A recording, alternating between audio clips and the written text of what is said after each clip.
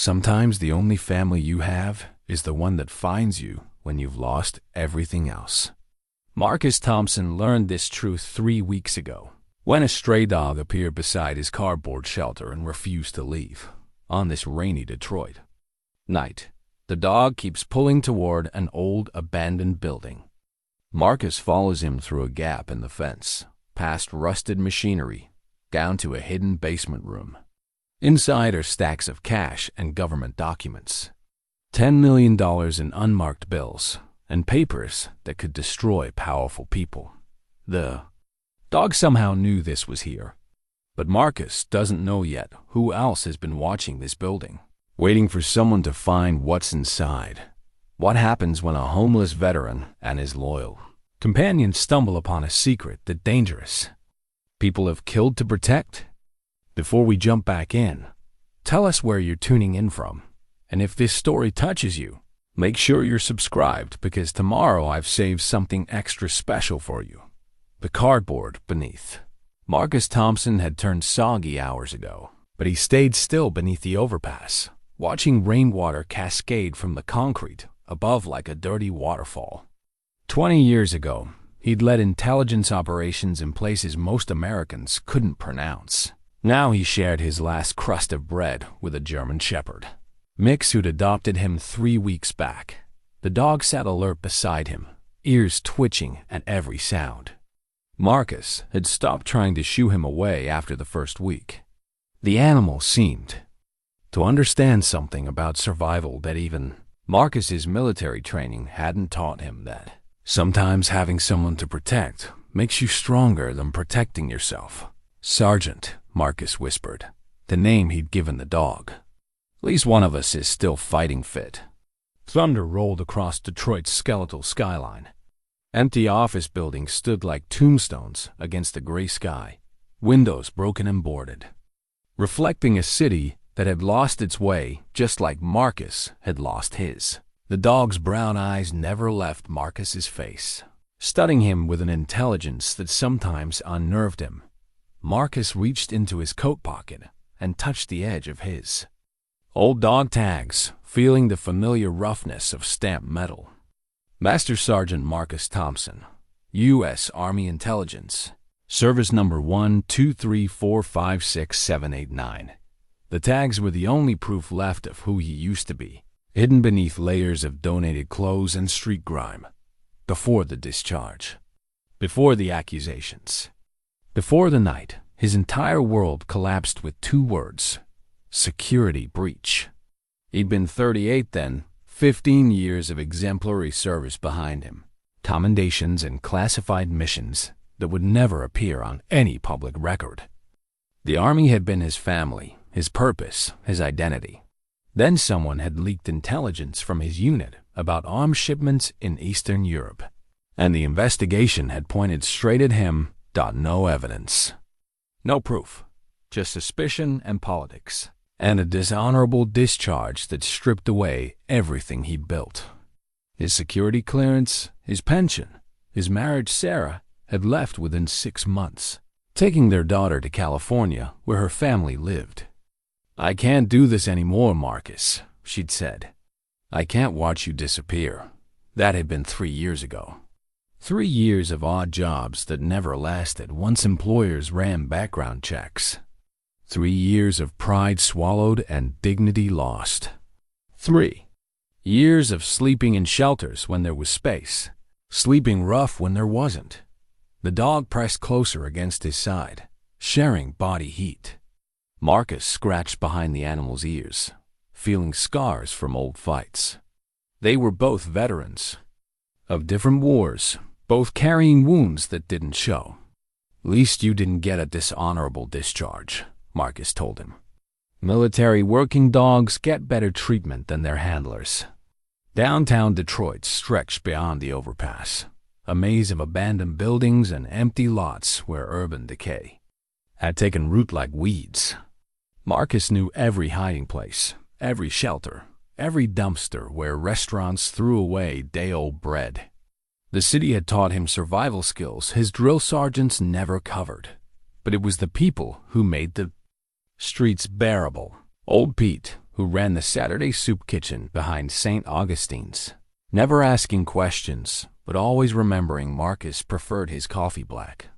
Maria Santos, who managed the Franklin Street shelter, who'd bent the rules to let Marcus bring the dog inside during the worst storms. Jimmy Walsh, another veteran who'd lost his legs in Afghanistan, who shared intelligence about safe places to sleep and which cops would leave you alone if you weren't causing trouble.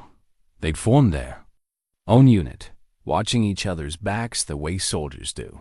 Different from civilian homeless, they understood chain of command, understood that everyone comes home or nobody does. Marcus had found a strange comfort in their brotherhood, even as it reminded him of everything he'd lost.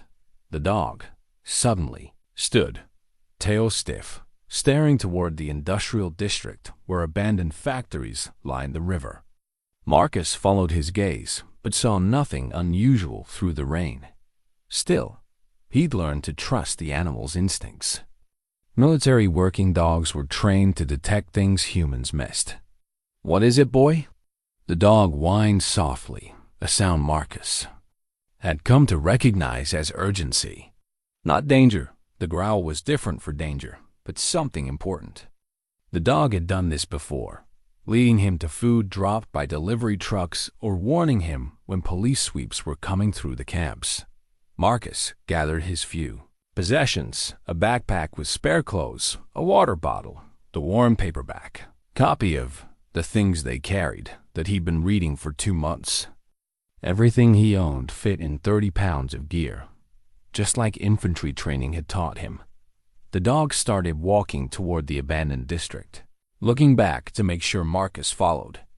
They moved through alleys and side streets, avoiding the main roads where patrol cars cruised. The rain had driven most people indoors, leaving the streets empty except for the occasional taxi or bus. Marcus knew this neighborhood from his mental map of the city. The Hartwell Manufacturing District, abandoned since the auto industry collapsed. Block after block of empty factories and warehouses, some partially demolished, others just left to rot. Urban explorers sometimes came here with cameras, documenting the ruins of American industry. But at night, especially in the rain, it belonged to shadows and memories. The dog led him through a gap in a chain-link fence, past rusted-out cars and piles of debris. The Hartwell building loomed ahead, 5 stories of brick and broken windows, condemned signs posted on every visible door. Marcus had walked past it dozens of times, but never thought to explore inside. Too obvious a place for trouble, but the dog moved with purpose, like he'd been here before. He squeezed through a gap where a loading dock door had been pried open, disappearing into the darkness beyond. Marcus hesitated. His survival instincts said to turn around, find somewhere safe to wait out the storm. But the dog's behavior felt different tonight, urgent in a way that reminded Marcus of how military working dogs acted when they detected something important. He pulled out his phone and activated the flashlight, following the narrow beam through the opening. Inside, the building smelled of rust and decay, with deeper odors of mold and stagnant water. His light revealed empty machinery, conveyor belts frozen in time, tools scattered across workbenches as if the workers had just stepped out for lunch and never returned. The dog's footprints were visible in the dust ahead, leading deeper into the building. Marcus followed, his soldier's awareness cataloging exits and potential threats. The main floor seemed secure enough, no signs of recent human activity, no evidence of squatters or drug operations. He found the dog at the top of a staircase leading down to what must have been the basement level. The animal sat perfectly still, staring down into the darkness with that focused intensity Marcus recognized from his military days. "Down there, boy. You sure?" The dog descended without hesitation. Marcus followed, his phone's light revealing a corridor lined with storage rooms and mechanical spaces. The air was cooler here, carrying sounds of dripping water and settling metal. At the end of the corridor, the dog stopped at what looked like a solid wall, But as Marcus moved closer, his light revealed the edges of a concealed door, nearly invisible unless you were looking for it. The dog pawed at a hidden release mechanism, and suddenly the wall swung inward on silent hinges. Beyond was a room that didn't belong in an abandoned factory. Climate-controlled air, clean floors, metal storage containers arranged in precise rows. And in those containers, more cash than Marcus had ever seen in one place. Stacks of $100 bills, rubber-banded and organized, alongside manila folders stuffed with documents. Marcus's hand shook as he opened the nearest folder. Official letterhead, classification stamps, photographs of military installations. And at the top of the first page, a mission designation that made his blood run cold. Operation BLACKWATER. The name of the intelligence leak that had destroyed his life. Marcus stared at the folder in his trembling hands. The familiar weight of classified documents triggering muscle memory from years of handling intelligence reports. The dog sat beside him, calm now that he'd completed his mission, as if he'd known exactly what they would find here. Operation Blackwater. The words seemed to pulse on the page under his phone's harsh light. Marcus had been the intelligence coordinator for that operation, a joint task force investigation into arms trafficking in the Balkans. It was supposed to be routine counterintelligence work, tracking weapons sales to Serbian militias. Instead, it had become the scandal that ended his career. His fingers moved through the documents with practiced efficiency. Shipping manifests, financial records, communication intercepts, all stamped with classifications that required clearance levels Marcus hadn't held for 3 years. But what made his stomach clench was seeing his own signature on authorization forms, his own analysis. Reports, his own recommendations. These were the original files. Not copies, not reconstructions. The actual classified documents that had supposedly been leaked to foreign intelligence services. The ones that had triggered the investigation that destroyed his life. But if they're here, Marcus whispered to the dog, then how did... He stopped himself, the implications hitting like physical blows. If the original documents were hidden in this room, then whatever had been leaked were either copies or forgeries, which meant someone else had access to this material. Someone who had used it to frame him for treason. Marcus opened another container, finding more folders organized by date and operation code. Some he recognized from his own service corps missions he'd coordinated or supported over his 15-year career. Others were unfamiliar, but carried the same classification levels and official seals dotted at the bottom of the container, wrapped in plastic. Was a USB drive labeled with his own handwriting. Insurance policy MTIs only. He didn't remember writing those words. Didn't remember creating any insurance policy. But the handwriting was unmistakably his, down to the slide forward. Slant in the way he crossed his T's. The dog suddenly raised his head, ears perked toward the ceiling. Marcus killed his phone light immediately, plunging them into complete darkness. Above them, footsteps echoed through the building measured. Careful, but definitely human. Marcus's military training kicked in automatically. Count the steps, estimate weight distribution, determine if they were searching or knew exactly where to go. 2 people, possibly 3. Moving with purpose, but not urgency. They knew about this room. He stuffed several folders and the USB drive into his backpack, along with 2 bundles of cash enough to prove what he'd found. Not enough to be obvious if someone was counting. The dog moved silently beside him, understanding without commands that stealth was now critical. The footsteps stopped directly overhead. Marcus heard voices, too muffled to make out words, but clear enough to identify at least 2 speakers. One voice carried authority older, accustomed to giving orders. The other sounded younger, deferential. Marcus eased toward the concealed door, the dog following. In the corridor beyond, Emergency lighting cast faint red shadows, probably activated by motion sensors when the visitors entered the building. Marcus weighed their options: try to leave the way they came and risk encounter, or find another exit and hope the building's layout offered alternatives.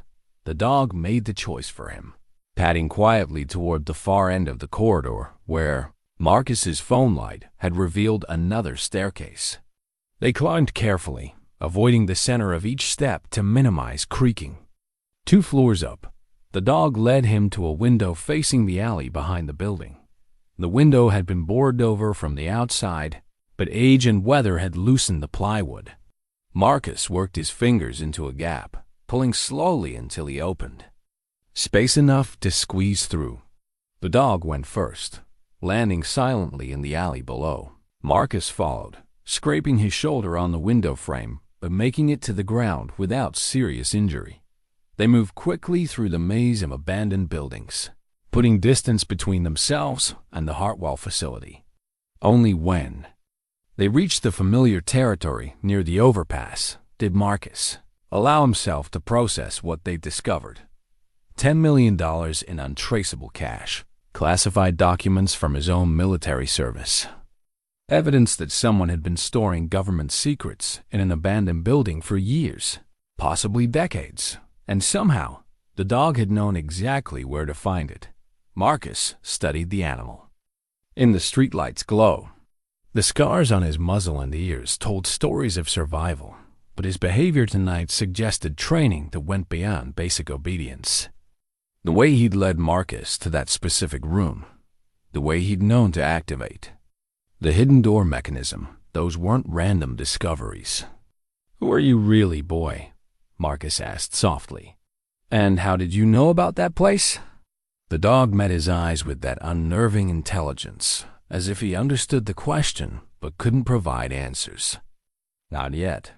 Back at his cardboard shelter, Marcus spread the stolen documents across the dry space under the overpass. His phone battery was nearly dead, but he had enough charge to photograph the most important pages before studying them more carefully. The operation. Blackwater files told a story he'd never heard during his court proceedings. According to these documents, the investigation had uncovered evidence of arms sales to multiple factions, not just Serbian militias. American weapons were being sold to anyone with cash, including groups designated as terrorist organizations, but the sales weren't coming from traditional black market sources. According to the financial records, the weapons were being diverted from official U.S. military aid shipments stolen from the very convoys Marcus's unit was supposed to protect. His own analysis reports, the ones that had supposedly been leaked, actually identified the theft patterns and recommended a full investigation of the logistics chain. Marcus remembered writing those reports, remembered the satisfaction of uncovering what looked like a significant security breach. What he didn't remember was anyone acting on his recommendations.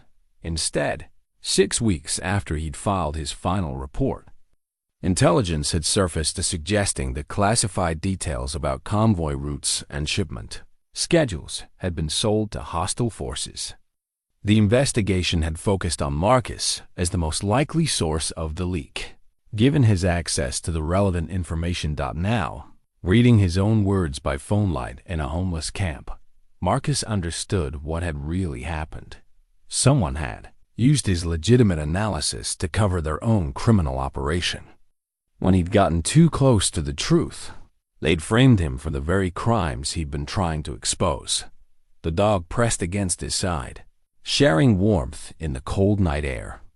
Marcus scratched behind his ears, thinking about the timing of the animal's appearance in his life. 3 weeks ago, just after he'd marked the 3-year anniversary of his discharge, just when his situation had seemed completely hopeless. "You came looking for me, didn't you?" Marcus said quietly. "Someone sent you to find me." The dog's tail thumped once against the cardboard, not quite a wag, but acknowledgement. Marcus picked up his phone and stared at the black screen, knowing that turning it on again would drain the last of his battery. But the USB drive in his backpack might contain information that could change everything. Information that could prove his innocence and expose whoever had framed him. The question was whether he could survive long enough to use it. The people who'd visited the Hartwell building tonight weren't urban explorers or curious teenagers.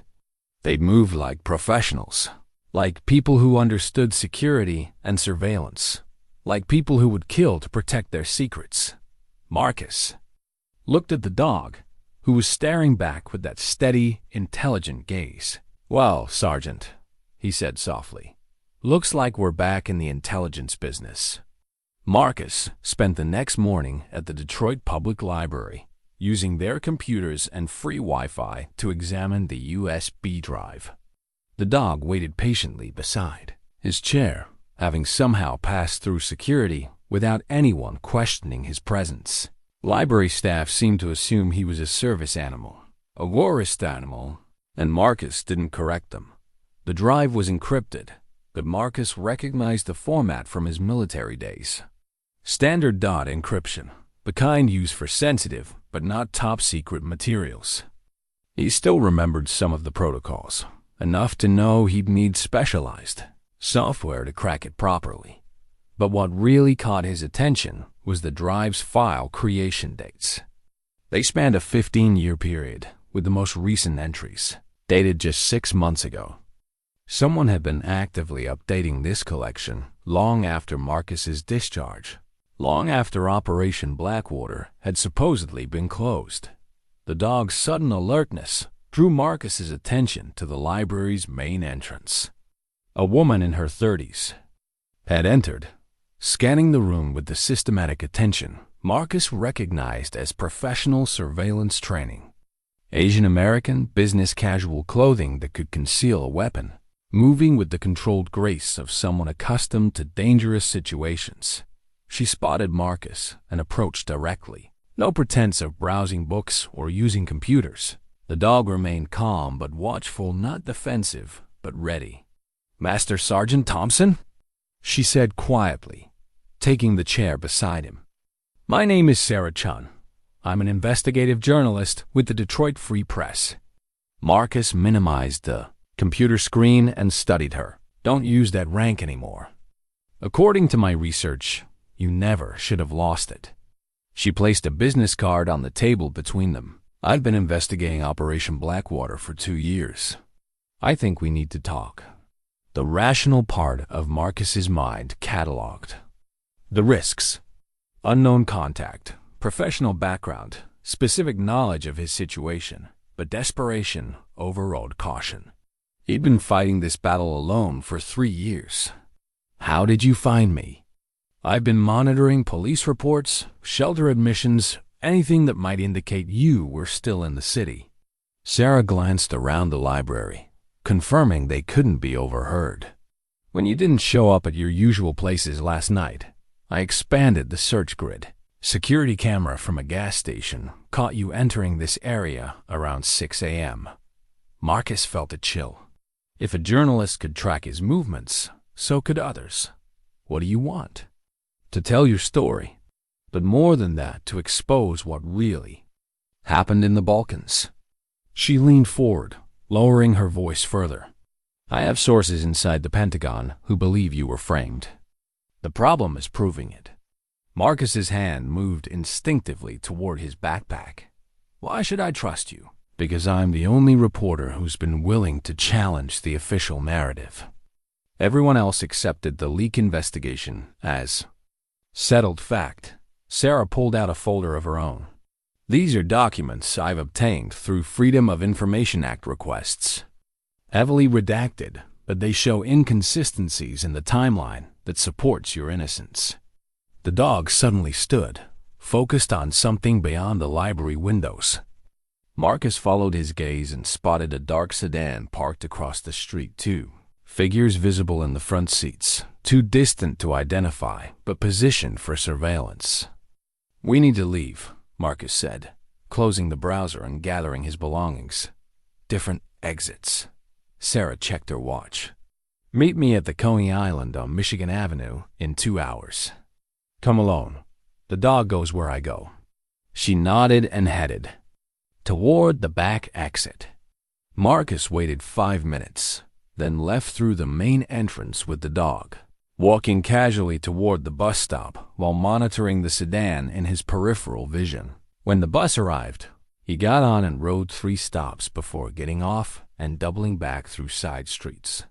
The dog seemed to understand they were evading surveillance, staying close and alert as they moved through the urban maze Marcus had learned to navigate during his years on the streets. They reached the diner early and took a booth in the back corner where Marcus could watch both entrances. Sarah arrived exactly on time, sliding into the seat across from him. You were right about the surveillance. 2 men in the sedan, definitely professionals. Government? Unknown. Could be federal, could be private contractors. She ordered coffee from the waitress, then leaned forward. Tell me about last night. Marcus weighed his options. The documents in his backpack could prove his innocence, but they could also get him killed if the wrong people learned he had them. The USB drive might contain even more damaging information. What exactly do you know about Operation Blackwater? Official version? Joint Task Force investigating arms trafficking in the Balkans, compromised when intelligence was leaked to hostile forces. Master Sergeant Marcus Thompson identified as the source, discharged for security violations. Sarah's expression hardened. Unofficial version? A cover-up to protect people who were making millions selling weapons to anyone with cash. Marcus felt something ease in his chest. Someone else understood what had really happened. I found something last night, he said quietly. Documents that proved the official story was fabricated. Sarah's eyes sharpened with professional interest. What kind of documents? Before Marcus could answer, the dog's behavior changed. He went rigid, staring toward the diner's front window with the focused intensity that meant immediate danger. Marcus looked up to see the same dark sedan parked.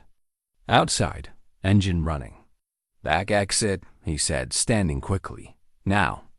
They moved toward the rear of the diner, but the dog blocked their path, growling low in his throat.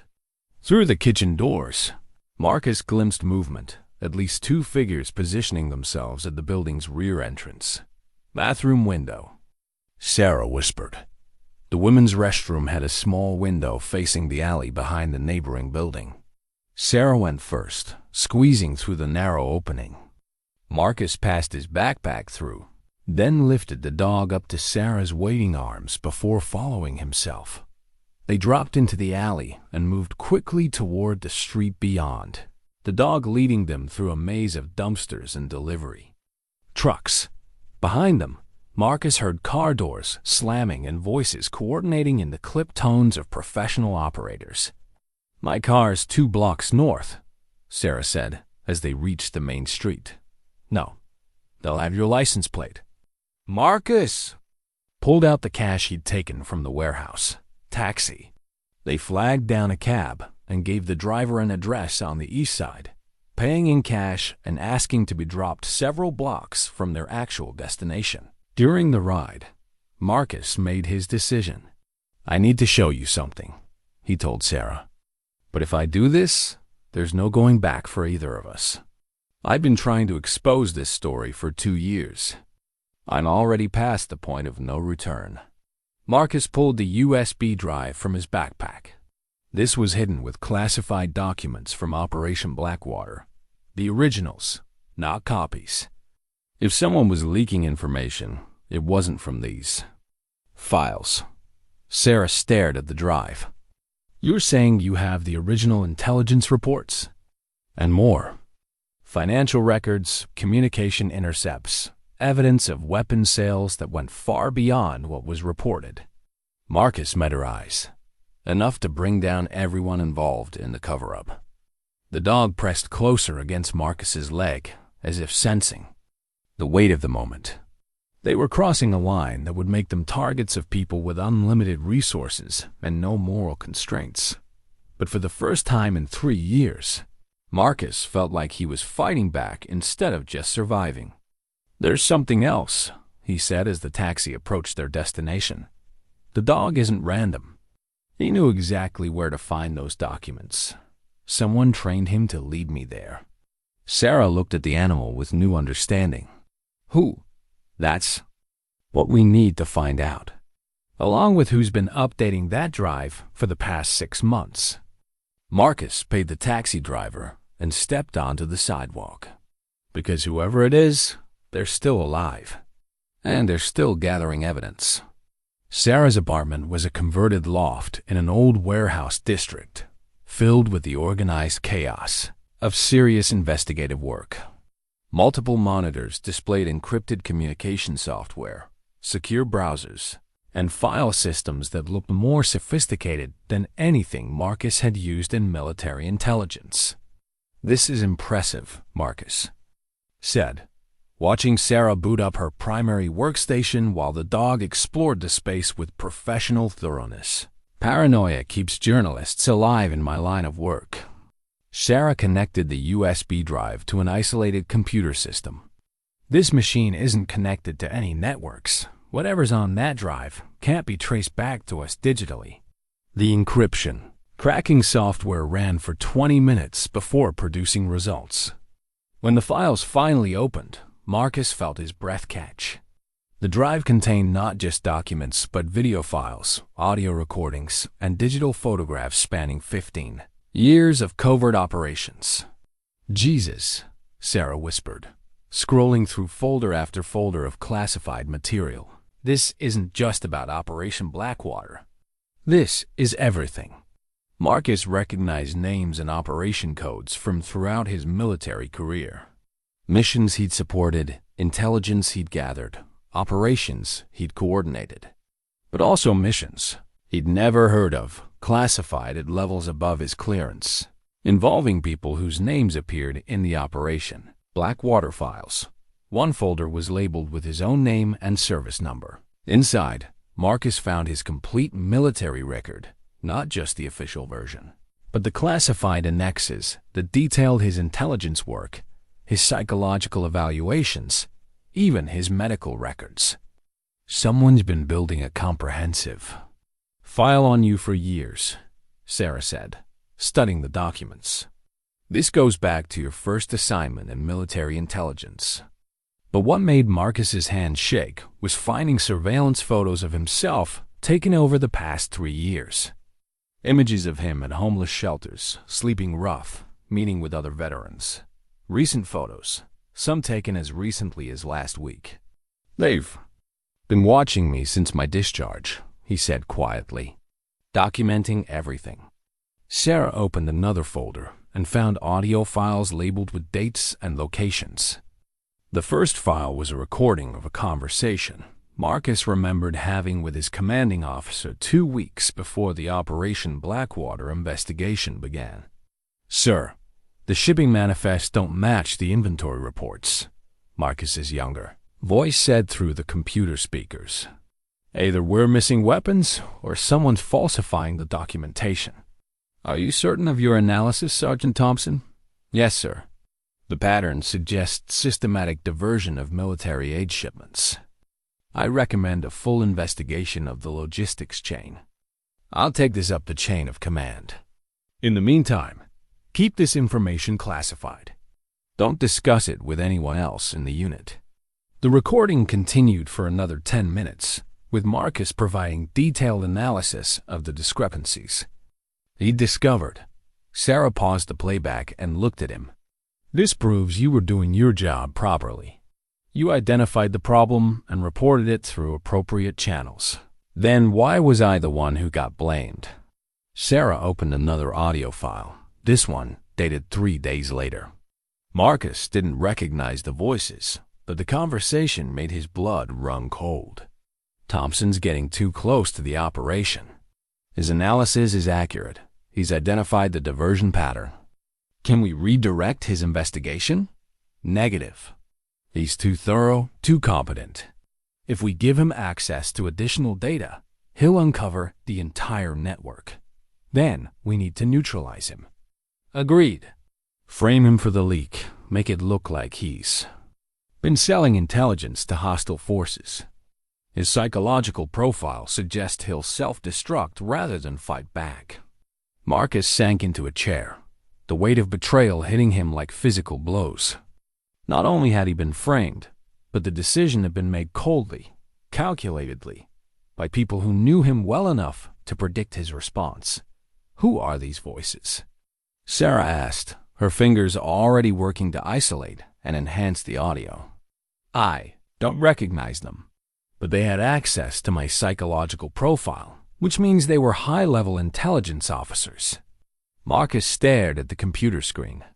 The question is why someone recorded these conversations and saved them. The dog suddenly appeared at Marcus's side, pressing against his leg with the comfort-seeking behavior Marcus had learned to recognize.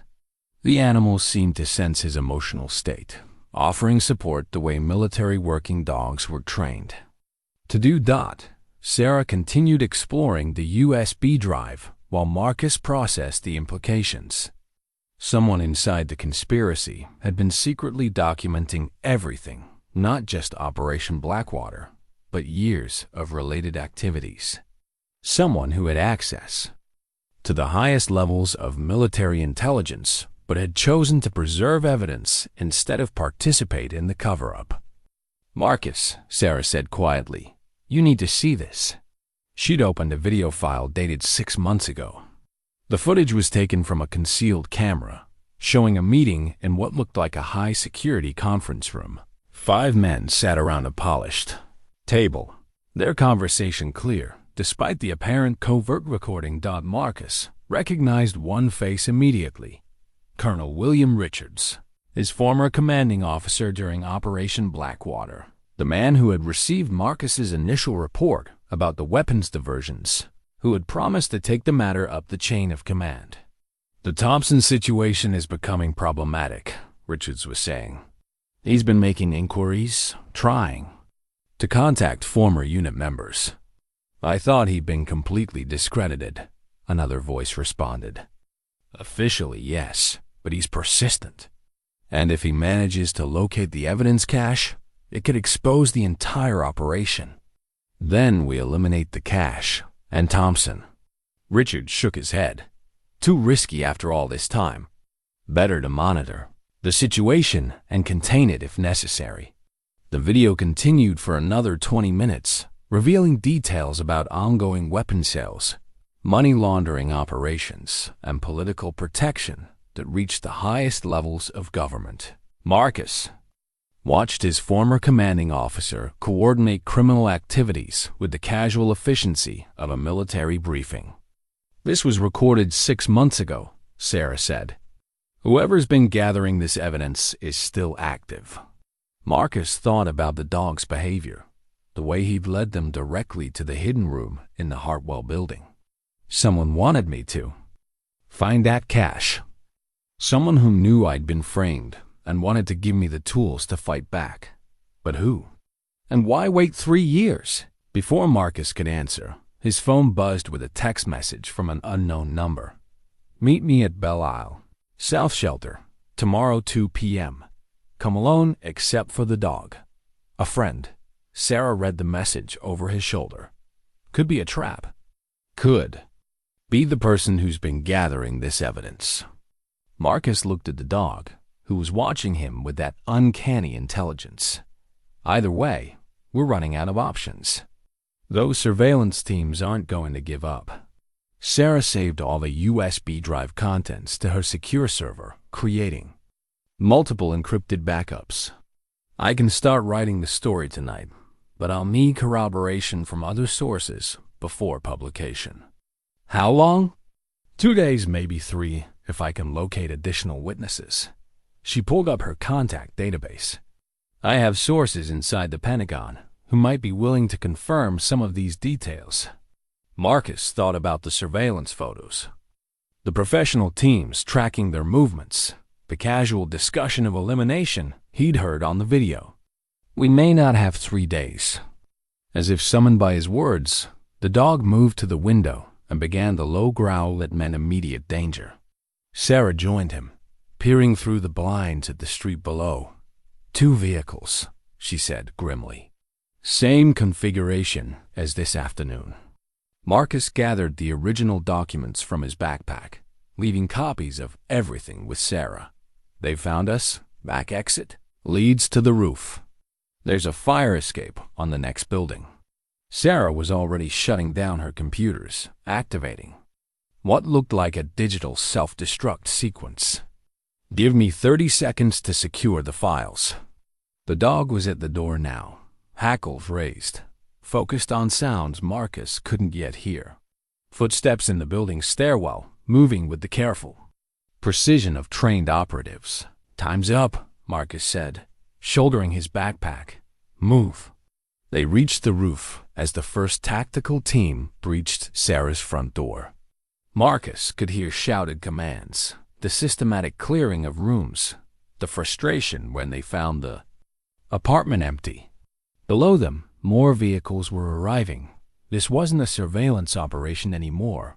It was a capture mission. Sarah led them across 3 rooftops before reaching a fire escape that descended into an alley behind a different building. They climbed down quickly, the dog moving with the athletic confidence of an animal accustomed to tactical situations. My car's in the garage 2 blocks north, Sarah said as they reached street level. We can. No, Marcus interrupted. They'll have identified your vehicle by now. We walk. They moved through the city's grid of side streets and alleys, avoiding main thoroughfares and staying in areas where surveillance cameras were scarce. The dog seemed to understand their route instinctively, leading them through shortcuts Marcus hadn't known existed. After an hour of careful movement, they reached a cheap motel on the outskirts of the city. Marcus paid cash for a room, while Sarah kept watch from the parking lot. Only when they were inside with the door locked and curtains drawn did they allow themselves to process what had happened. They're not just watching anymore, Sarah said, checking her phone for messages from her editor. That was a military-style operation, Marcus nodded grimly, which means we're getting close to something they can't afford to let us expose. The dog settled beside the bed, but his ears remained alert, monitoring for threats. Marcus scratched behind the animal's ears, thinking about tomorrow's meeting on Belle Isle. Whoever sent that text message knows we're in danger. Belle Isle sat in the Detroit River like a green jewel, connected to the mainland by a single bridge that could be easily monitored. Marcus studied the park from across the water, using binoculars he'd bought at a pawn shop that morning. The dog sat patiently beside him, occasionally lifting his nose to test the wind. 2 o'clock, Marcus murmured, checking his watch. Whoever wants to meet chose the time and place carefully. The south shelter was visible through the binoculars, a famous, small pavilion surrounded by open ground that would make concealed approach difficult. Marcus could see a lone figure sitting at a picnic table, too distant to identify, but positioned where they could observe all approaches. Sarah had wanted to come with him, but Marcus had insisted she stay at the motel and continue working on the story. If this meeting went badly, someone needed to survive to publish the evidence they'd gathered. Marcus and the dog crossed the bridge on foot, moving with the casual pace of park visitors. The October afternoon was cool but pleasant, drawing families and joggers despite the weekday timing. Marcus used the crowd for concealment, staying among groups of people while gradually working closer to the shelter dot at 50 yards. He could see the waiting figure more clearly. Male, mid-50s, wearing casual clothes that didn't quite hide his military bearing. When the man turned, Marcus felt recognition hit him like a physical blow. Staff Sergeant Danny Walsh, his former partner in military intelligence, supposedly killed in a training accident 6 months after Marcus's discharge. The dog seemed to recognize Danny too, tail wagging as they approached the shelter. Danny stood when he saw them, a complex mix of emotions crossing his weathered face. "Hello, Marcus." "Hello, Ranger." Marcus stopped 10 feet away, his mind reeling. "You're supposed to be dead. Had to be, for a while. Sit down, brother." "We have?" A lot to catch up on. The dog ranger moved directly to Danny, accepting scratches behind the ears with obvious familiarity. Marcus remained standing, every instinct screaming caution. The training accident was staged, Danny said quietly. Helicopter crash in a remote area. Body never recovered due to terrain conditions. Standard military cover for intelligence assets who need to disappear. Why? Same reason they framed you. I'd gotten too close to the truth about Operation Blackwater. Danny's expression hardened. Difference was, I saw it coming in time to fake my own death.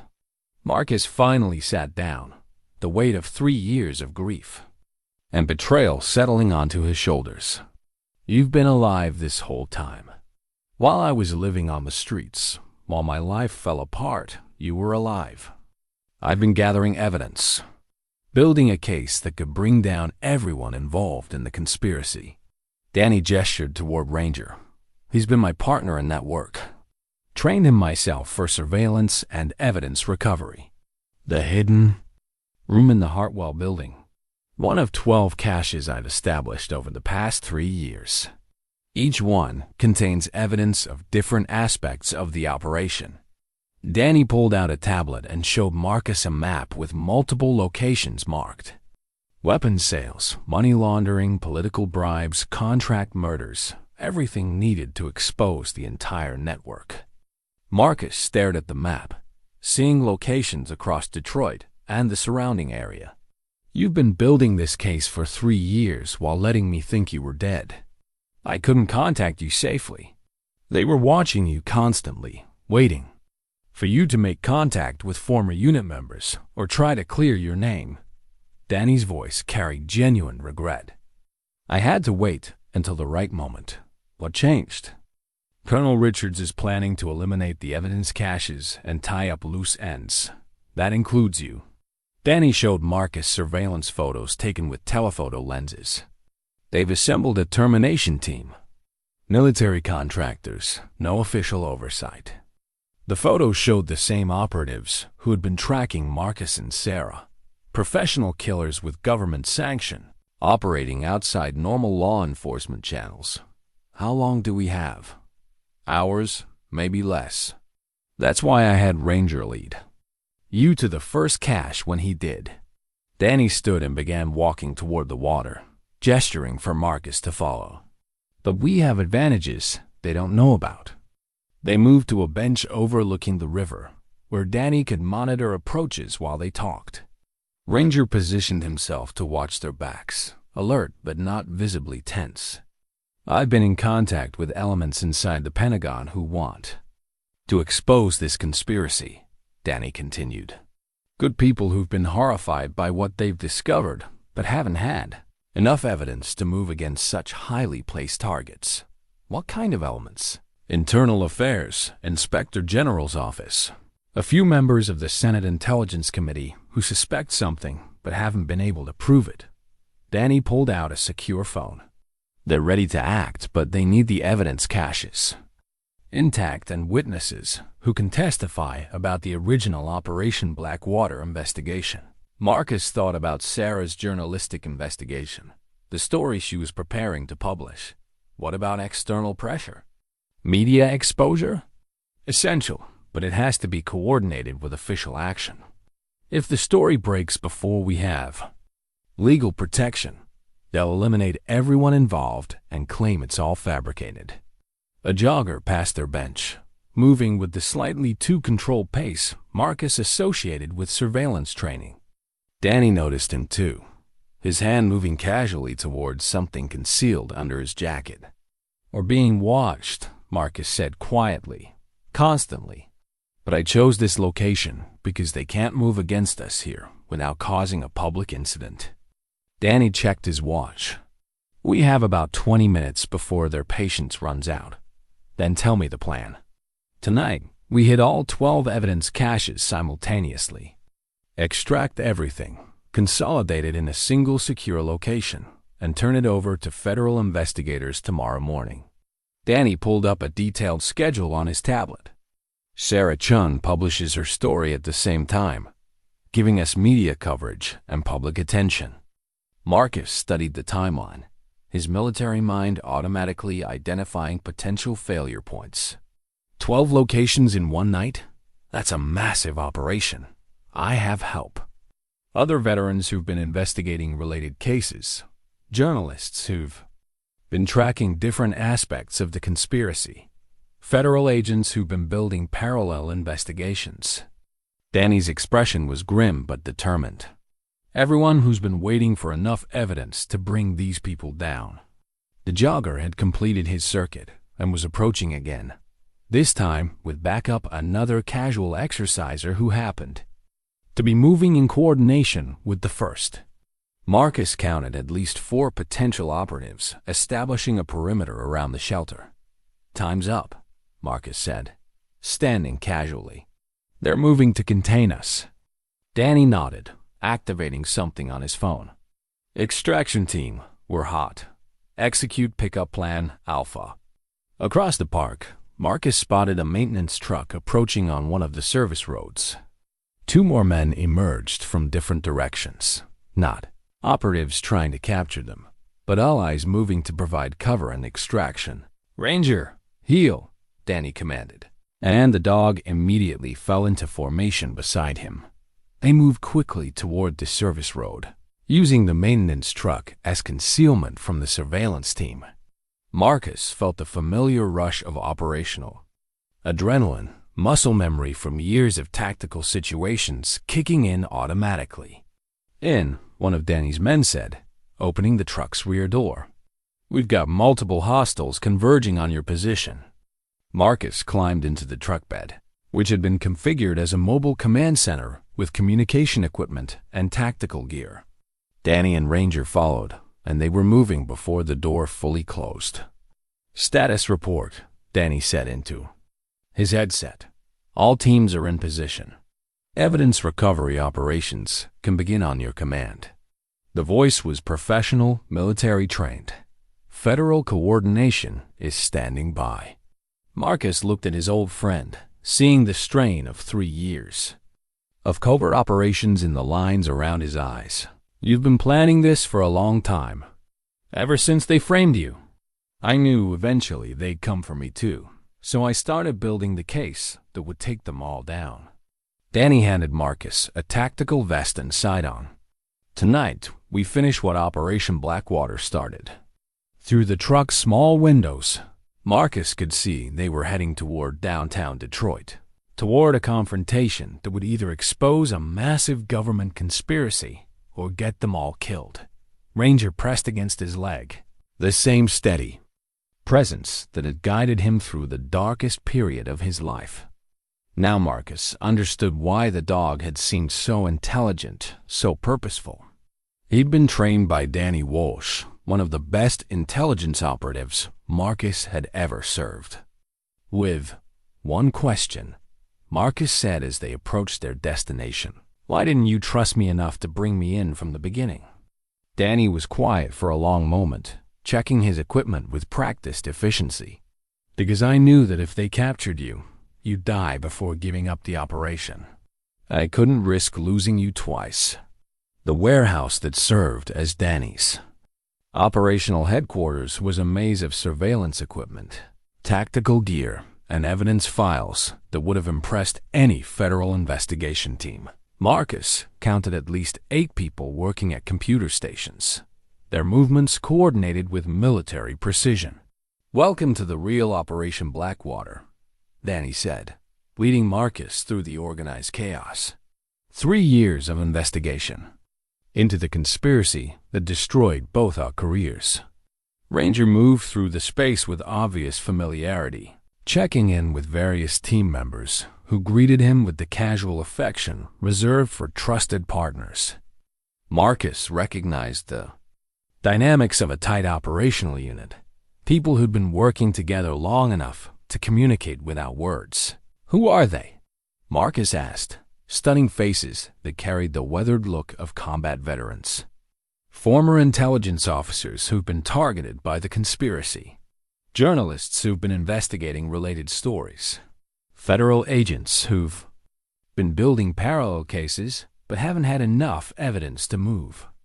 Danny gestured toward a woman in her 40s who was coordinating communications. Agent Patricia Valdez, FBI, Internal Affairs. She's been tracking corruption and military contracting for 2 years. Valdez looked up from her communications panel and nodded to Marcus. Master Sergeant Thompson, I've read your original Operation Blackwater reports. Excellent analysis work. Those reports destroyed my career. Those reports identified a criminal conspiracy that reaches the highest levels of military and civilian leadership. Valdez's expression was grim but determined. Tonight, we're going to use them to bring down everyone involved.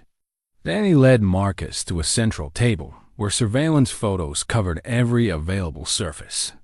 Marcus recognized some faces from his military service, others from government positions he'd seen in news reports, all connected by red string in a web that showed relationships, financial flows, and operational connections. Colonel Richards was just the operational commander, Danny explained.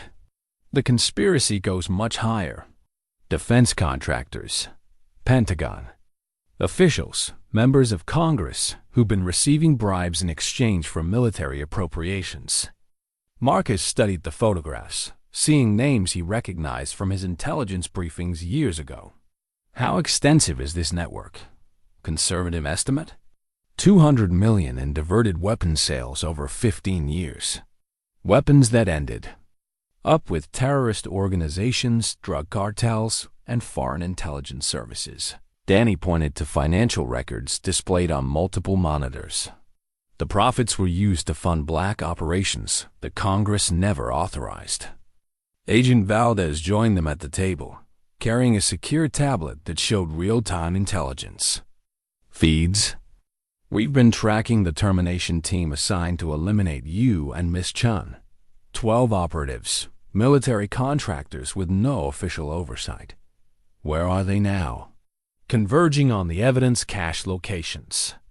They're planning to destroy everything tonight and eliminate any witnesses. Valdez showed Marcus satellite imagery of teams moving through Detroit.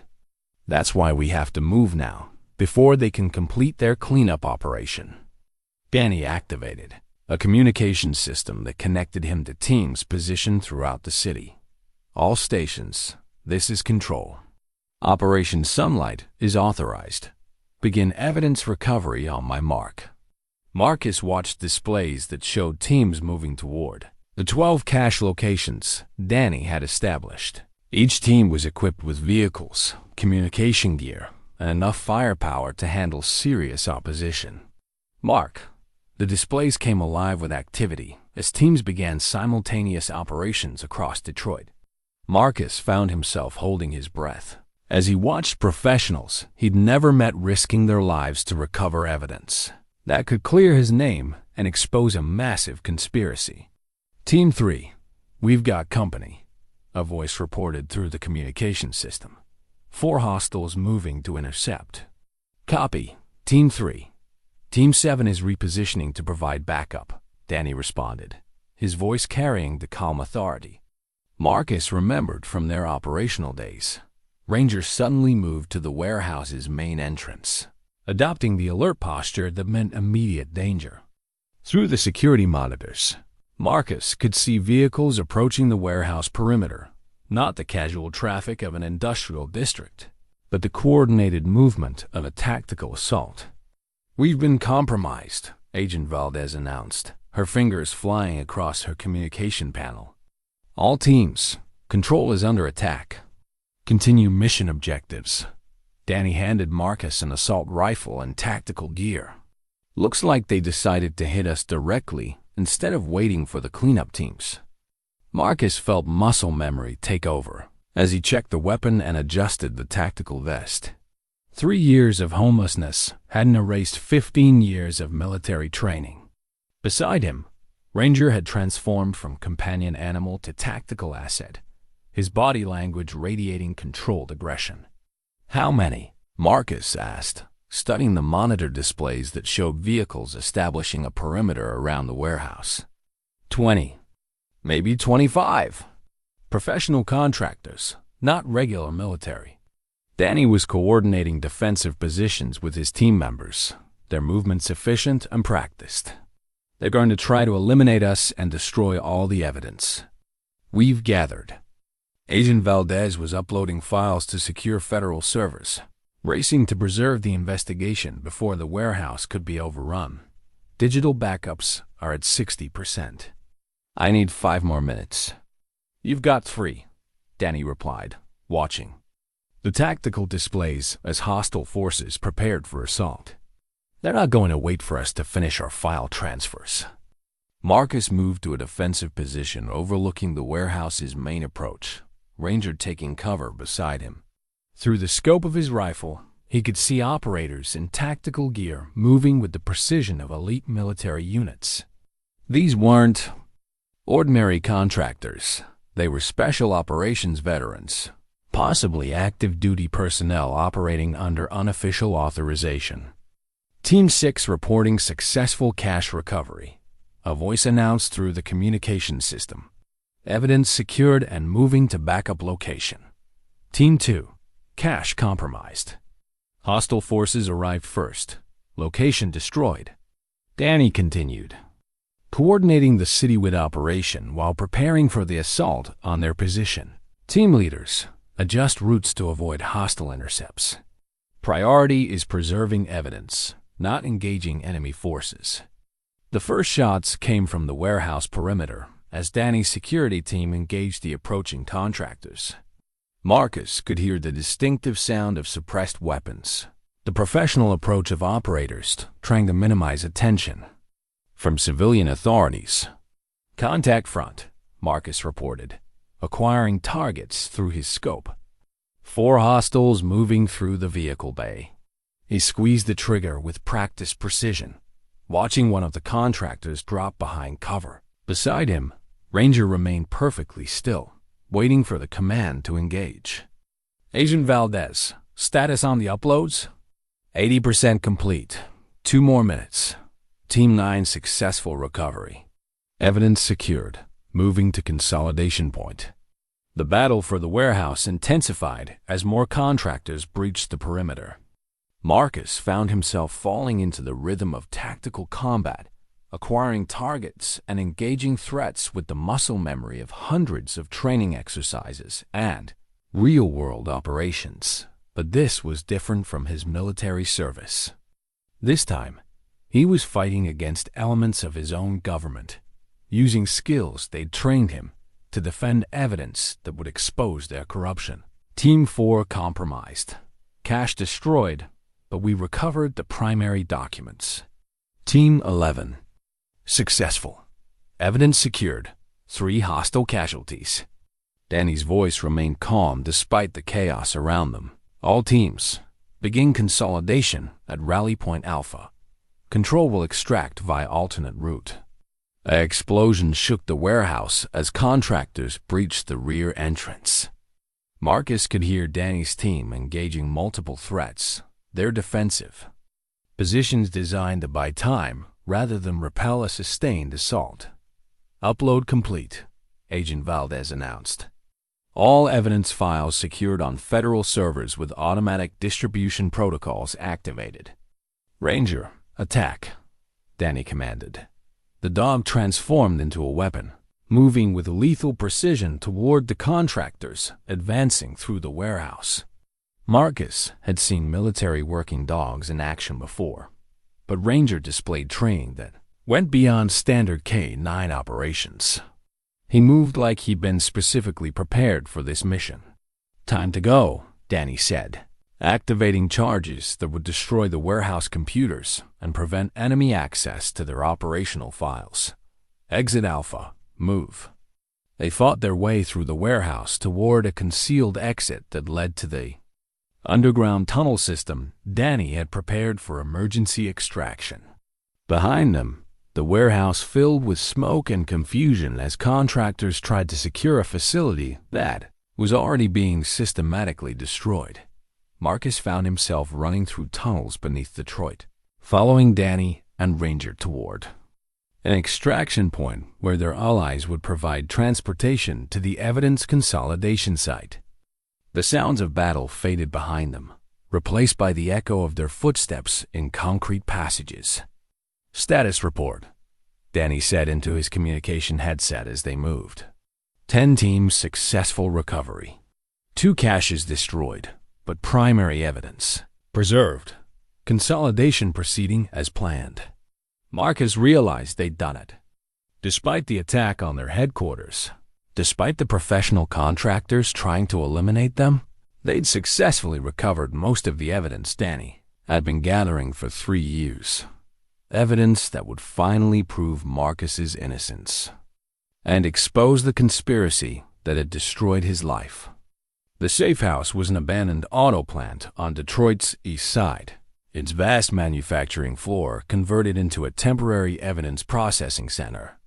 Marcus watched teams of investigators organizing thousands of documents, photographs, and digital files into categories that would support multiple federal prosecutions.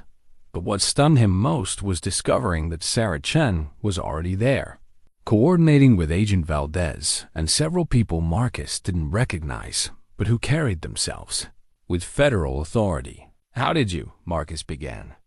"Danny contacted me 6 months ago," Sarah said, not looking up from the laptop where she was preparing her expose. "I've been working with his team while maintaining my cover as an independent journalist." Marcus stared at his old friend, feeling another layer of betrayal settle over him. "So everyone knew except me."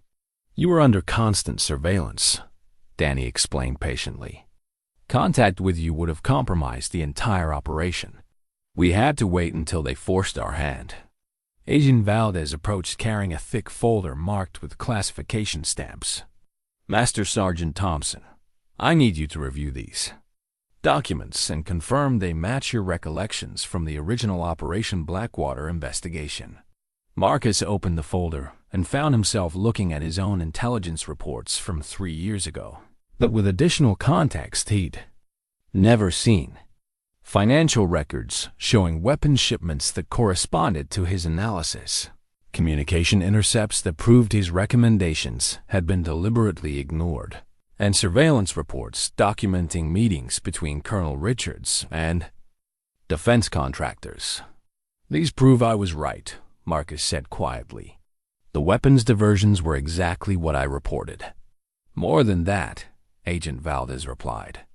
"They prove you were specifically targeted for elimination because your analysis was too accurate." Danny joined them at the evidence table, Ranger settling beside him with the satisfied air of a mission accomplished. "Show him the surveillance recordings." Agent Valdez activated a laptop that displayed video files from the hidden cameras Danny had placed in Colonel Richards' office over the past year. Marcus watched his former commanding officer discussing his case with people he now recognized as defense contractors and Pentagon officials. "Thompson's becoming a problem," Richards was saying in a recording dated just 2 weeks ago. "He's been making contact with veterans advocacy groups, trying to get his case reviewed." "I thought the discharge was permanent," another voice responded. "Officially, yes. But if he manages to present new evidence to the right people, it could trigger a reinvestigation that exposes the entire operation. Then we eliminate him. Make it look like a homeless veteran who couldn't handle civilian life." Marcus felt his hands clench as he watched his former commanding officer nod in agreement. Accidental overdose, maybe. Or violence between homeless individuals. Something that wouldn't generate media attention. The recording continued for another hour, revealing details about the termination teams, the plan to destroy evidence caches, and the involvement of officials Marcus had never suspected. By the end, he understood that his 3 years of homelessness had been a deliberate strategy, isolating him from support networks while monitoring his activities. "There's more," Sarah said, showing Marcus drafts of the story she was preparing to publish. Financial records showing $200 million in illegal weapon sales. Communications proving involvement by current Pentagon officials. Evidence of contract murders designed to eliminate witnesses.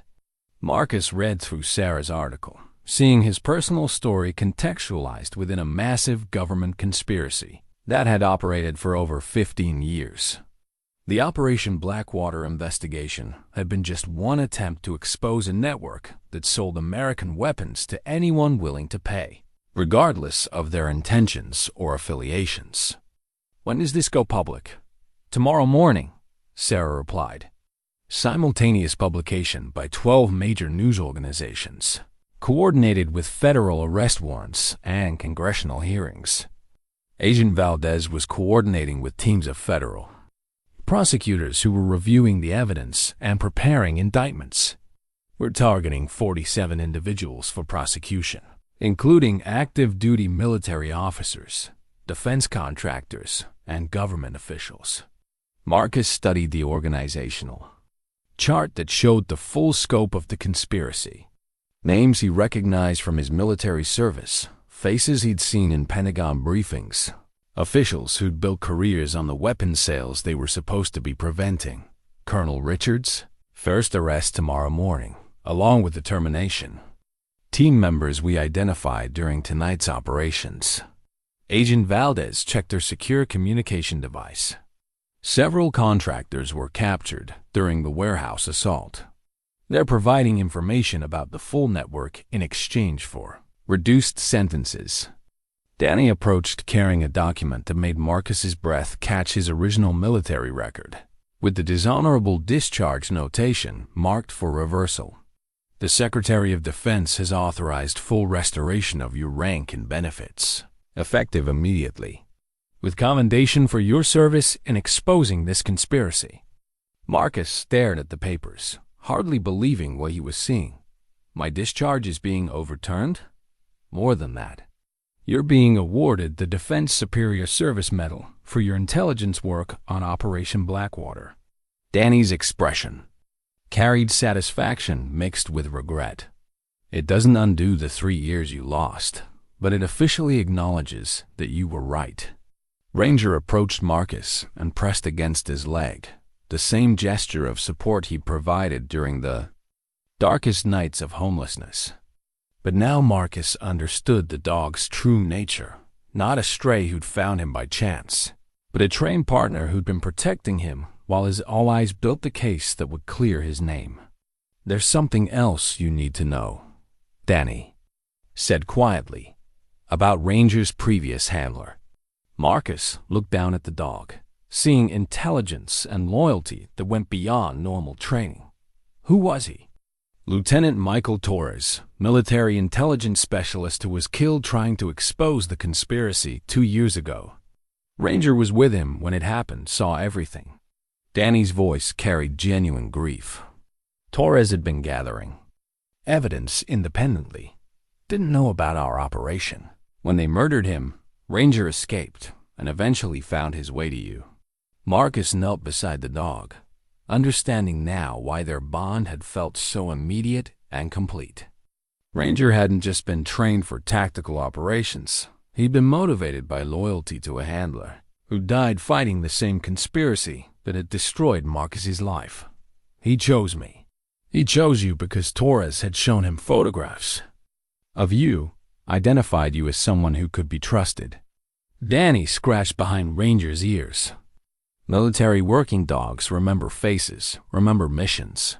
Ranger was completing Torres's final assignment when he led you to that evidence cache. Sarah looked up from her laptop, where she was incorporating Ranger's story into her article. "This adds a human element that will help people understand the personal cost of this conspiracy. A veteran and his dog, both fighting to expose the truth." Marcus thought about the 3 years he'd spent on Detroit's streets, believing he'd lost everything that mattered. In reality, he'd been protected and guided by allies he didn't know existed. Working toward vindication he thought was impossible. What happens now? Agent Valdez gestured toward the evidence processing operation that continued around them. "Tomorrow, arrest warrants are executed, and the story goes public. Congressional hearings begin next week. Full investigation of military contracting procedures. And us? You testify before Congress about your original investigation, how prosecutors build their cases against the conspirators. Work with the Pentagon to reform intelligence oversight procedures. Danny's expression became serious. It won't be easy. These people have powerful eyes who'll try to discredit the evidence.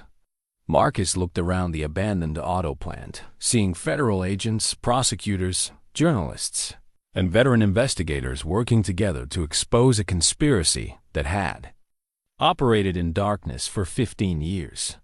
Tomorrow, their work would become public, forcing a reckoning with corruption that reached the highest levels of government. But tonight, for the first time in 3 years, Marcus felt like a soldier again instead of a victim. He had his rank back, his honor restored, and a mission that mattered more than personal vindication. Justice for everyone who'd been betrayed by the system they'd sworn to serve. Dawn was breaking over Detroit when Marcus received a secure phone call that changed everything. Agent Valdez's voice carried an urgency that made his stomach clench with familiar dread. "We have a problem." Colonel Richards didn't wait for our arrest operation. He's activated a final contingency plan. Marcus was already reaching for his tactical gear, muscle memory from years of rapid deployment kicking in automatically. Ranger lifted his head from where he'd been sleeping, instantly alert to the change in atmosphere. "What kind of contingency?" "He's planning to eliminate the key witnesses before they can testify. Not just you and Danny, everyone involved in tonight's evidence recovery operation." Valdez's voice carried the strain of someone who'd been coordinating crisis response for hours. Intelligence intercepts show termination teams moving against 12 targets simultaneously. Danny appeared beside Marcus, already dressed and armed, his expression grim. "Sarah? Safe house compromised 20 minutes ago. She escaped, but they're tracking her through the city." Valdez transmitted coordinates to their secure devices. "We need immediate extraction to federal protection." Marcus checked his weapon and adjusted his tactical vest, the familiar weight of combat gear settling onto his shoulders like an old uniform. 3 years of homelessness had ended, but apparently his war was just beginning. How many hostiles? Conservative estimate 50 operatives, possibly more. Private military contractors with unlimited funding and no oversight. Danny was coordinating with his remaining team members through encrypted communications. "They're not planning to capture anyone this time." Ranger moved to the safe house's main entrance, adopting the alert posture that meant immediate danger approaching. Through the reinforced windows, Marcus could see vehicles positioning themselves around the building's perimeter, the same coordinated movement he'd observed during the warehouse assault. Federal backup? En route, but 20 minutes out. "We need to hold position until they arrive." Agent Valdez was uploading final evidence files to secure servers, racing to preserve their investigation before the building could be overrun. Priority is keeping the witnesses alive long enough to testify.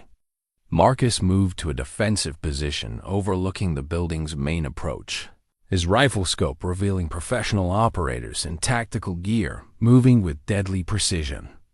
These weren't the same contractors from the warehouse. This was a larger force, better equipped, operating with the urgency of people whose entire criminal enterprise was about to be exposed. "Movement, east side," Danny reported from his position. 6 hostiles, suppressed weapons. "Copy. I've got 8 more moving through the vehicle bay." Marcus acquired his first target, a contractor advancing with the confident stride of someone who'd done this many times before. They're not planning to take prisoners.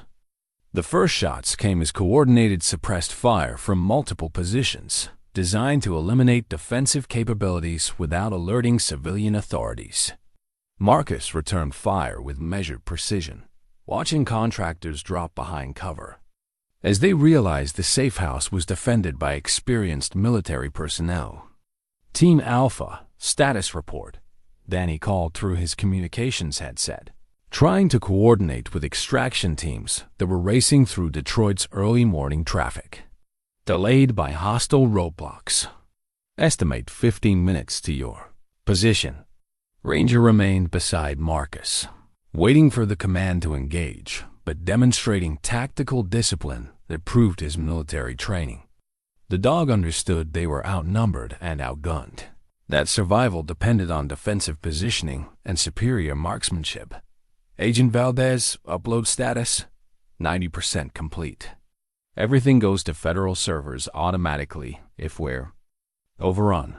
She continued typing even as suppressed rounds shattered windows around her position. Congressional testimony files, evidence summaries, witness protection protocols, all preserved. Marcus watched through his scope as more contractors emerged from concealment, their movement patterns revealing tactical training that went beyond civilian security work. Some were carrying equipment he recognized from special operations, thermal imaging, communication jammers, explosive breaches designed to eliminate fortified positions. Danny, they've got military-grade gear. This isn't a termination operation. It's a full assault. Copy. Adjusting defensive priorities. Danny's voice carried the calm authority Marcus remembered from their operational days. We hold until federal backup arrives, then extract under cover. The battle intensified as contractors breached the building's outer perimeter. Marcus found himself engaging multiple targets simultaneously, his military training allowing him to maintain accurate fire while coordinating movement with Danny and Agent Valdez. But the contractors kept coming. For every one Marcus eliminated, 2 more emerged from concealment. They were operating with the resources and manpower of a full military unit, not the small teams typical of private security operations. Contact rear, Agent Valdez reported, engaging targets with a sidearm while continuing her computer work. They're trying to prevent the evidence uploads. Marcus realized the true scope of what they were facing. This wasn't just about eliminating witnesses. It was about destroying every trace of the evidence they'd gathered, ensuring that the conspiracy could continue operating even if some arrests were made. Ranger, attack, Danny commanded. The dog moved with lethal precision toward contractors advancing through the building's interior, his tactical training transforming him into a force multiplier that disrupted their coordinated assault. Marcus had seen military working dogs in action before, but Ranger's performance revealed preparation specifically for this type of urban combat. Upload complete, Agent Valdez announced. All evidence secured with automatic distribution protocols. Federal backup 2 minutes out, Danny reported, checking his ammunition and preparing for the final phase of the engagement. We just need to survive long enough for the cavalry to arrive. Marcus acquired another target through his scope, a contractor who was directing the assault with obvious command authority. Professional bearing, tactical communications gear, moving with the confidence of someone accustomed to leading combat operations. The face was familiar. Marcus had seen it in Pentagon briefings, in classified intelligence reports, in photographs. From military contractor conferences.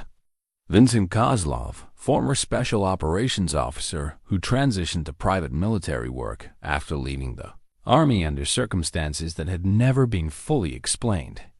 Danny, I've got visual on the assault commander.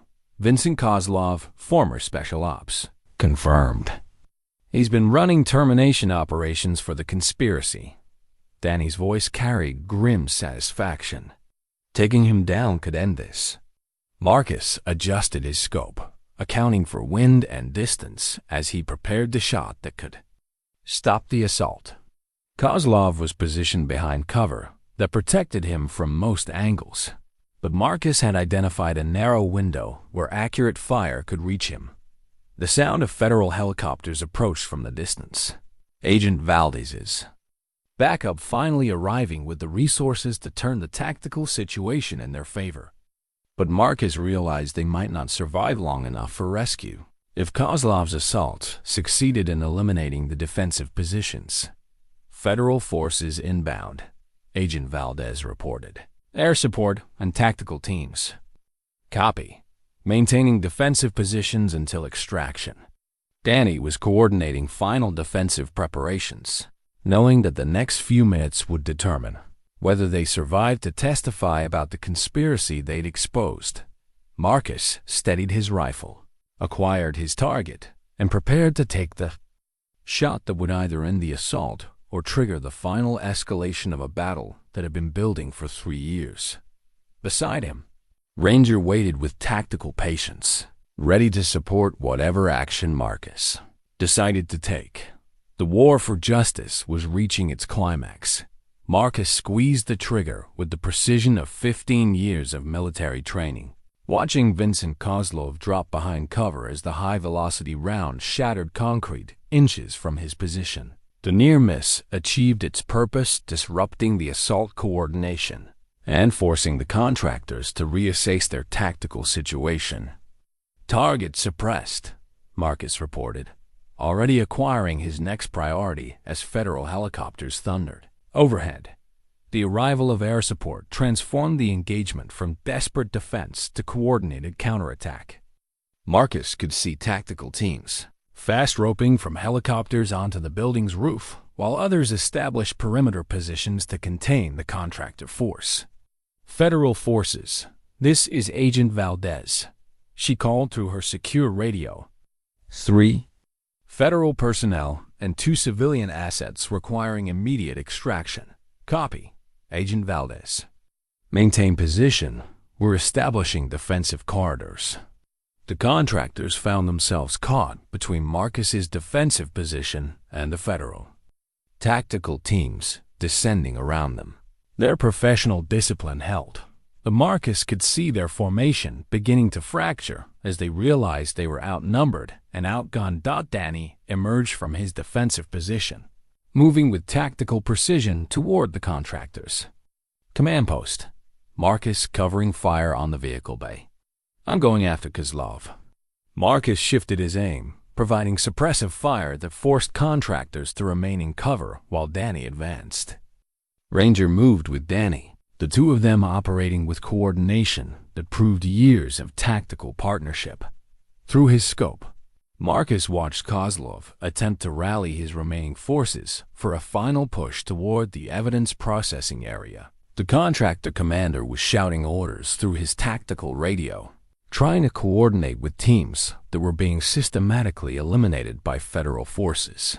He's making a run for the computers, Agent Valdez warned, continuing to upload final evidence files, even as gunfire erupted around her position. Marcus tracked Kozlov through his scope as the former Special Operations Officer abandoned his covered position and sprinted toward the building's interior. The shot was difficult, moving target, obstacles, risk of hitting Danny or Ranger, but Marcus had made harder shots under worse conditions. He led the target, accounting for Kozlov's speed and direction, then squeezed the trigger with the smooth control that had made him one of the Army's most reliable marksmen. The round caught Kozlov in the shoulder, spinning him around and dropping him to the concrete floor. Target down, Marcus reported, watching Kozlov struggle to reach his sidearm with his uninjured hand. Danny reached the wounded contractor first, kicking away his weapon and zip-tying his hands behind his back. Vincent Kozlov, you're under arrest. FO, conspiracy, murder, and treason. The engagement was ending as federal tactical teams secured the remaining contractors. Marcus counted at least 12 arrests, with several more contractors eliminated during the firefight. The termination operation that was supposed to silence all witnesses had become a law enforcement victory that captured key figures in the conspiracy. All clear, a federal team leader announced through the radio. Building secured. Suspects in custody. Marcus lowered his rifle and moved toward where Danny was securing Kozlov. The contractor commander was conscious, but obviously in pain, blood seeping through his tactical vest where Marcus's round had found its mark. Medical attention is en route, Agent Valdez said, approaching with her laptop and evidence files. Mr. Kozlov, you're facing federal charges that carry the death penalty. Cooperation might be your only option for survival. Kozlov looked up at Marcus with obvious recognition. Master Sergeant Thompson, they told me you were just a homeless veteran, no longer a threat. They were wrong, Marcus replied simply. Final upload complete, Agent Valdez announced. All evidence secured with redundant federal servers. Even if they destroyed this facility, the investigation would have continued. Danny helped Marcus to his feet, both of them showing the fatigue of a night spent in tactical operations. Ranger appeared beside them, tail wagging slightly, not celebration, but satisfaction at mission completion. How many did we get? Marcus asked, looking around at the federal agents processing the crime scene. Kozlov's entire termination team, plus supporting personnel. 14 arrests total. Agent Valdez checked her secure communication device. Combined with the arrests happening simultaneously across the country, we've captured most of the conspiracy's operational leadership. Through the building's windows, Marcus could see federal vehicles arriving to transport prisoners and process evidence. The abandoned auto plant that had served as their temporary command center was being transformed into an official crime scene, with FBI technicians documenting everything for eventual prosecution. What about Colonel Richards? Arrested at his home 2 hours ago, along with 3 Pentagon officials and 5 defense contractors. Danny showed Marcus updates from the coordinated law enforcement operation. The evidence we recovered gave federal prosecutors everything they needed for indictments. Marcus felt something ease in his chest that had been tight for 3 years. Not just vindication justice for everyone who'd been betrayed by the conspiracy that had destroyed so many lives. Federal medics arrived to treat Kozlov's wound and transport him to a secure medical facility. As they loaded him onto a stretcher, he looked back at Marcus with something that might have been professional respect. You should have stayed down, Sergeant. This conspiracy goes deeper than you realize. Then we'll dig deeper, Marcus replied. However long it takes. The federal courthouse in Detroit was surrounded by media crews and protesters as Marcus walked up the steps for his congressional testimony. 3 months had passed since the night operation that exposed the conspiracy, and the public attention still felt surreal after years of invisibility on the streets. Ranger walked beside him, now officially designated as his service animal, wearing the harness that identified him as a veteran support dog. The media loved the story of the homeless veteran and his loyal companion who'd brought down a government conspiracy, but Marcus knew the reality was more complex. Master Sergeant Thompson, Agent Valdez greeted him at the courthouse entrance. The committee is ready for your testimony. Marcus adjusted his dress uniform, still feeling strange wearing military decorations after 3 years of donated civilian clothes. The Defense Superior Service Medal felt heavy on his chest, a symbol of vindication that couldn't erase the memories of cardboard shelters and empty stomachs. How many are watching? Live broadcast on 3 networks, plus streaming coverage. Congressional leadership is treating this as one of the most significant oversight hearings in decades. Valdez guided him through security checkpoints toward the hearing room. Your testimony is expected to last most of the day. The hearing room was packed with representatives, senators, media, and observers who'd been following the Operation Blackwater investigation since Sarah Chun's exposed 3 months ago. Marcus recognized some faces from news coverage, congressional leaders who demanded accountability, Pentagon officials who'd been cleared of involvement, family members of veterans who'd been affected by the conspiracy. Sarah was sitting in the media section, her laptop open as she prepared to cover testimony from the man whose story had launched her career-defining investigation. She caught Marcus's eye and nodded encouragement. Master Sergeant Thompson, the committee chairman, called as Marcus took his seat at the witness table. Thank you for your service and your courage in exposing this conspiracy. Please tell the committee about your original investigation into Operation Blackwater." Marcus leaned toward the microphone, Ranger settling beside his chair with the patient. Attention of an animal accustomed to formal proceedings. 3 years ago, I was a master sergeant in Army intelligence, assigned to investigate weapons trafficking in the Balkans. What I discovered was systematic diversion of U.S. military aid to unauthorized recipients. For the next hour, Marcus detailed his original analysis, the evidence he'd gathered, and the recommendations he'd made through proper channels. The committee members listened with expressions ranging from anger to disbelief as he described how his legitimate investigation had been used to frame him for treason. The people I trusted to act on my intelligence were the same people profiting from the weapons sales I'd identified, Marcus continued. When I got too close to exposing their operation, they destroyed my career and left me homeless to ensure my silence. Representative Martinez, a former Army officer herself, leaned forward with obvious emotion. "Master Sergeant, in your professional opinion, how extensive was this conspiracy?" "Based on the evidence we recovered, the illegal weapons sales generated over $200 million in profits over 15 years. Those profits funded unauthorized military operations, political bribes, and contract murders designed to eliminate witnesses." The hearing room erupted in shocked murmurs as Marcus provided details about the conspiracy scope. Congressional members exchanged grim looks as they realized the extent of corruption that had operated within their oversight. How many people died to protect these secrets? Senator Williams asked. Marcus consulted his notes, though he'd memorized these figures long ago. 14 confirmed murders over the past decade. Military personnel who'd discovered evidence. Journalists who'd been investigating related stories. Federal agents who'd gotten too close to the truth. He thought about Lieutenant Torres, Ranger's original handler, who died trying to expose the same conspiracy that had destroyed Marcus's life.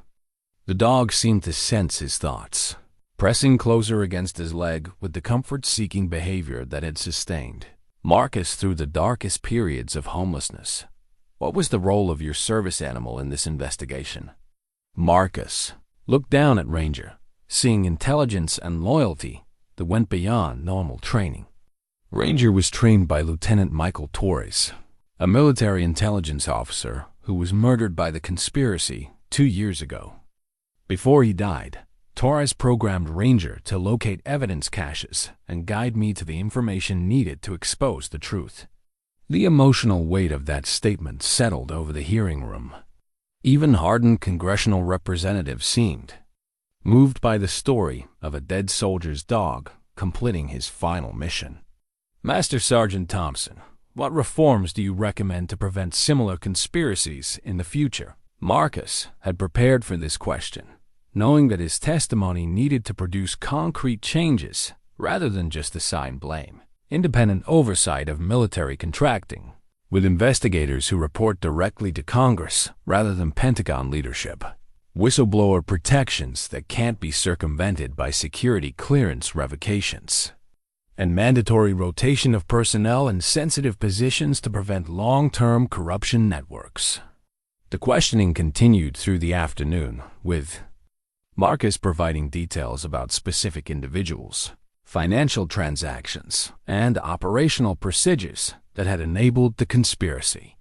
Congressional members took extensive notes, clearly preparing legislation that would address the systemic failures his investigation had revealed. Final question, Master Sergeant. What do you want the American people to understand about this conspiracy? Marcus thought about the question, considering everything he'd lost and everything he'd gained during his 3-year journey from decorated soldier to homeless veteran to congressional witness.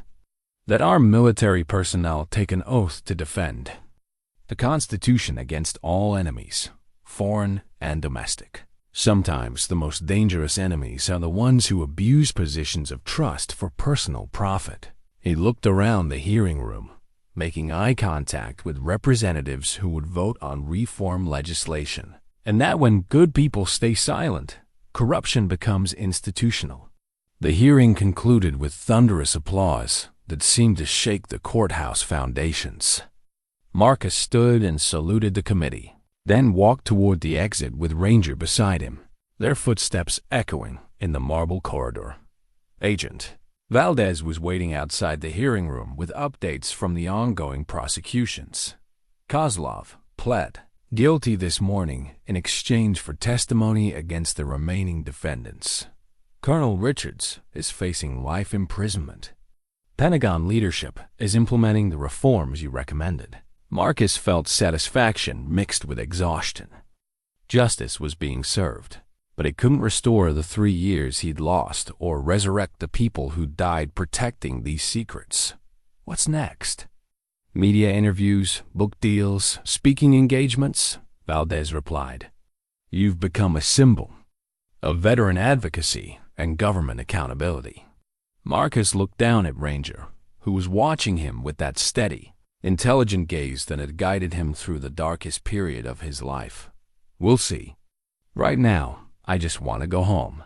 6 months later, Marcus stood in the reception area of the Thompson Foundation for Veteran Support, watching caseworkers help homeless veterans navigate the complex process of transitioning back to civilian life.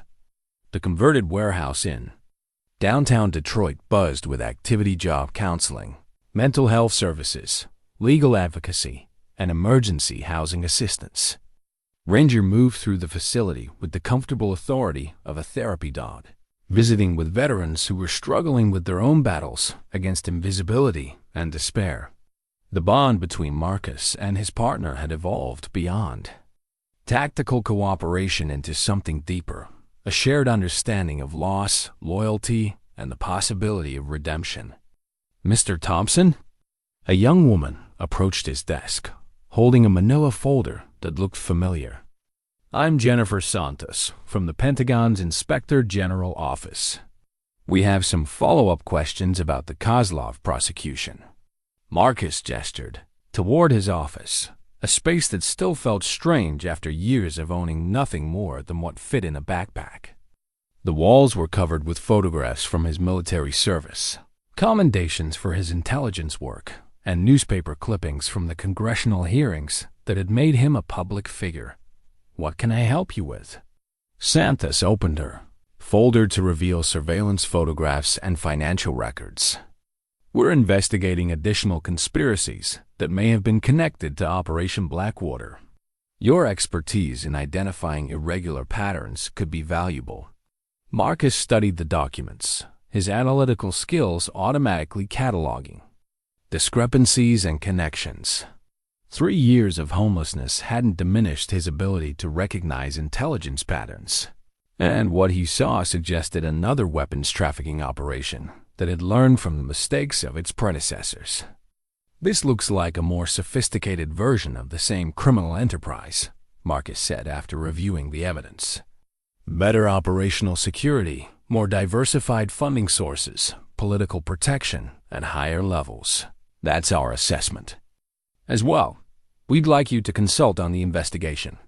Marcus considered the offer, thinking about the veterans downstairs who were struggling with problems that couldn't be solved by exposing government conspiracies. Homelessness, unemployment, mental health challenges, bureaucratic barriers that prevented them from accessing earned benefits. I appreciate the opportunity, but my focus is here now, Marcus replied, gesturing toward the window that overlooked the Foundation's main floor. These veterans need advocates who understand what they're going through. Santos nodded with obvious respect. We understand. But if you change your mind, the offer stands. Your country could use your skills. After she left, Marcus walked through the Foundation facility, checking on programs that had been funded by his share of the recovered money from the Operation Blackwater conspiracy. The irony wasn't lost on him, using criminal profits to help veterans who'd been abandoned by the system they'd served. Marcus called Jim Walsh, the former Marine who managed the Foundation's job placement program. We've got someone here who specifically asked to speak with you. In the main lobby, Marcus found a middle-aged veteran holding a worn photograph and wearing the haunted expression he recognized from his own years on the streets. The man's clothes were clean but threadbare, his posture carrying the military bearing that never completely disappeared. "Master Sergeant Thompson, I'm David Chun, Army Intelligence. I served in Afghanistan, got out in 2019. He held up the photograph, which showed a younger version of himself in military uniform. "I think I might have information about another weapons trafficking operation." Marcus felt the familiar tingle of recognition. An intelligence officer who discovered something that powerful people wanted to keep secret. The same situation that had destroyed his own career 3 years earlier. "Tell me what you found." Chun explained his discovery of shipping discrepancies while working as a civilian contractor at a military supply depot. Weapons and equipment that were supposed to be destroyed or returned to inventory were disappearing into private sales channels. When Chun had tried to report the irregularities, he'd been fired and blacklisted from future government employment. "They made sure I couldn't find work anywhere in the defense industry," Chun continued. "Now I'm living in my car, trying to figure out how to pay for food." Marcus looked at David Chun and saw himself 3 years ago, dedicated intelligence professional whose life had been destroyed for doing his job too well. The cycle was continuing, with new victims being created by people who learned from the Operation Blackwater exposure. "Have you tried contacting federal investigators?" "They told me the allegations were unsubstantiated, that I was probably mistaken about what I'd observed." Chun's expression carried the bitter disappointment Marcus remembered from his own attempts to clear his name. No one wants to believe there's another conspiracy. Marcus made his decision quickly, the way he'd been trained to do during military operations. "Ranger, come." The dog appeared immediately, ready for whatever mission Marcus had in mind. Together, they'd exposed one massive conspiracy and brought justice to people who thought themselves untouchable. "Mr. Chun, I'd like you to meet with our legal advocacy team. We're going to help you document everything you discovered, and then we're going to make sure the right people listen." Chun's eyes filled with tears of relief. "You believe me?" "I believe you because I've been exactly where you are now." Marcus put his hand on the veteran's shoulder, offering the support he'd never received during his own darkest period. "And because I know that good people don't give up fighting for what's right." As they walked toward the legal assistance office, Marcus reflected on the journey that had brought him from homeless veteran to Foundation director. The cardboard shelter under the Detroit overpass seemed like a lifetime ago, but the lessons from that experience guided everything he did now. Ranger pressed against his leg, the same gesture of loyalty and support that had sustained Marcus through 3 years of despair. Together, they'd found justice for themselves and dozens of other victims. Now they were building something larger, foundation that could help veterans who'd been abandoned by the system they'd served with honor. "Sarah's here," Jim Walsh called from the reception desk. "Says she has news about the book deal." Sarah Chun entered the Foundation lobby carrying an advance copy of her book about the Operation Blackwater investigation. The cover featured a photograph of Marcus and Ranger walking through downtown Detroit, with the title, "Loyalty: How a Homeless Veteran and His Dog Exposed a Government Conspiracy." "Publisher wants to schedule a book tour," Sarah said, handing Marcus the advance copy. 20 cities, major media interviews, speaking engagements at military bases and veteran organizations. Marcus flipped through pages that told his story with the thorough research and compelling narrative that had made Sarah one of the country's most respected investigative journalists. But what struck him most was seeing his journey contextualized within the larger themes of veteran advocacy and government accountability. "I'm honored, but my place is here," Marcus replied, looking around at the foundation that had become his life's work.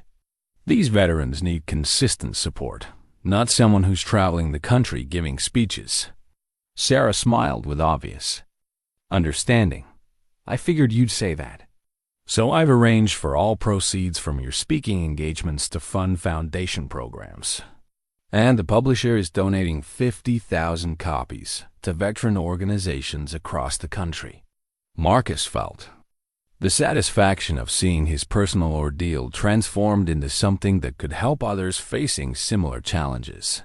The 3 years of homelessness, the betrayal and despair, the dangerous investigation that had nearly cost his life, all of it had meaning beyond personal vindication.